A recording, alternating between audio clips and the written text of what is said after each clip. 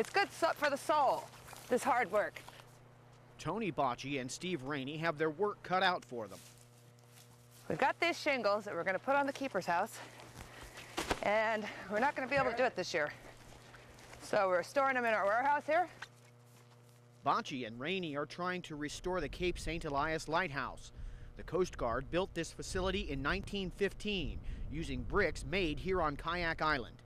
We have to adhere to the historical guidelines, and you have to use red. You can't shingle it in purple. You have to keep the buildings white. Structures have to stay the same. So that's where we're starting on this one up here first, because she's in bad shape. This kitchen is scary, to say the least. It's a little bit spongy on the floor here. This kitchen, back in 1978, when some people were out here, was in perfect condition. It just shows you how much weather and time and no heat will start dilapidating things. This is a real spongy floor.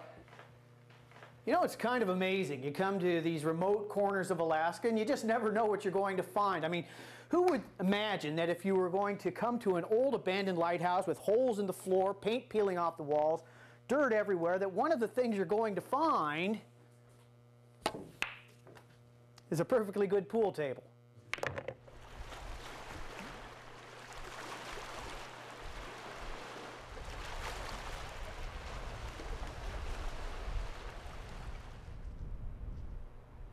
The Coast Guard abandoned Cape St. Elias more than 20 years ago, but it still serves its purpose.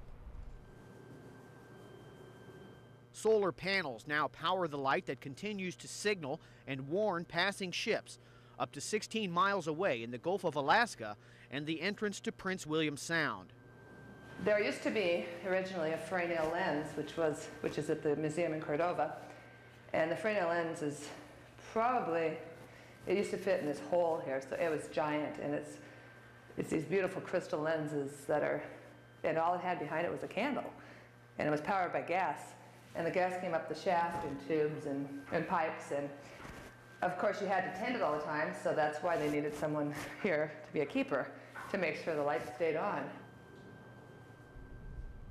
The new lighthouse keepers are applying for nonprofit status, hoping for grant money to help them finish their restoration.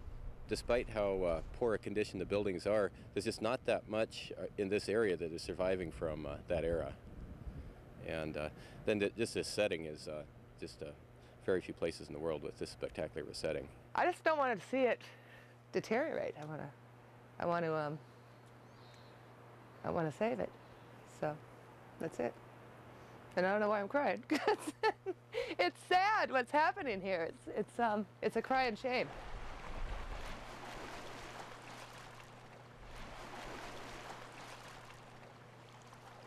The lighthouse keepers are also looking for volunteers to help.